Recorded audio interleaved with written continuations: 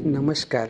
आज आपण एक खूप महत्त्वपूर्ण आणि जवळजवळ सर्वांनीच ऐकलेली, सगळ्यांनाच जिचं नाव परिचित आहे, परंतु ती नेमकी कोणती आहे ही माहिती नाही, अशी एक वनस्पती बघणार आहोत. ती म्हणजे वज्रदंती. आपण अगदी लहानपणापासूनच ऐकत आलेलो आहे. विको वज्रदंती टूथपेस्ट किंवा दंतमंजन. परंतु ही वनस्पती नेमकी कुठली आहे, ती कशी दिसते, तिचे इतर काय काय उपयोग आहेत, हे आपण आज पाहणार आहोत. आयुर्वेदामध्ये या वनस्पतीला सहचर किंवा सैरेयक या नावाने ओळखलं जातं.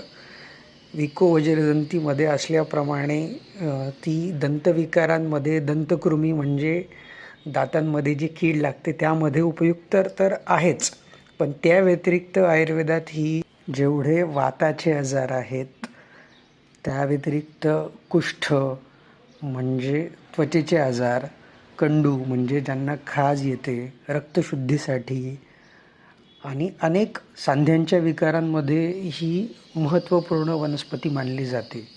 सहचरादी तेल हे वातविकारातलं अत्यंत प्रसिद्ध तेल आहे. आता आपण या वनस्पतीची ओळख बघूया. ही एक काटेरी झुडुपाच्या स्वरूपात येणारी वनस्पती आहे. साधारण अर्धा ते 1.5 मीटरपर्यंत वाढणारी, जिचं स्टेम किंवा कांड जे आहे ते काही ठिकाणी गोलाकार व काही ठिकाणी क्वाड्रँग्युलर म्हणजे चतुष्कोनी असं असतं. अत्यंत काटेरी अशी वनस्पती आहे.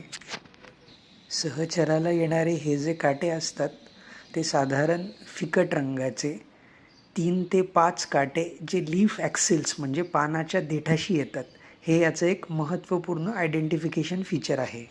त्यानंतर आपण सैरेयकाची पानं जर पाहिली तर अशी सिंपल अपोजिट लहान देठाची आणि साधारण इलिप्टिक किंवा ओवेट शेप असलेली आणि ॲक्यूट अपेक्स असलेली याची पानं असतात. त्यानंतर याला अशी छान पिवळ्या रंगाची फुलं येतात, जी बायलोबेट.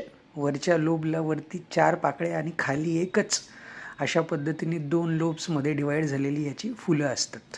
आणि याची फळं जर बघितली तरी अशी ही ड्राय कॅप्सूलच्या स्वरूपात प्रॉमिनंट बीक म्हणजे चोचेप्रमाणे, ज्यामध्ये चपट्या अशा 2 बिया असतात, अशी फळं असतात.